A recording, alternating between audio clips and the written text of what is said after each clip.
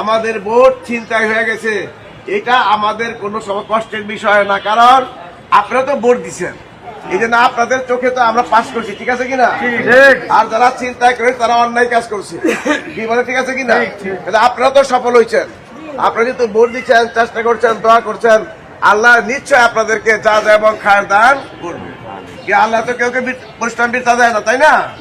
এই জন্য আমরা অনেক খুশি, আপনাদের জন্য দোয়া করছি। আজকে যেটুকু আমাদের আয়োজন, ছোট্ট একটি আয়োজন, এই আয়োজন আপনাদের ঘরে ঘরে নিয়ে আসলে দেওয়া আসা উচিত ছিল, কিন্তু আমাদের সময় স্বল্পতা কারণে আমরা এইটুকু আয়োজন করছি। আপনারা আমাদেরকে ক্ষমার দৃষ্টিতে দেখবেন। আপনার ভাই যদি আপনাদের বাড়িতে আসে কিছু হালকা নিয়ে আসে, তো আপনাকে খুশি হন না? এখন কত আনলো, কতটুকু আনলো, কম আনলো, বেশি আনলো, দেখলে চিন্তা করেন আমার ভাই আমার জন্য কিছু নিয়েছে, এটি হলো বড় সম্মানের বিষয়। আমরা আমাদের সাধ্য মতো আপনাদেরকে একটু, আপনাদের কাছে আমরা হাদিয়াটা পৌঁছে দিতে পারলাম, এই জন্য আমরা আল্লাহ শুকরিয়া করি।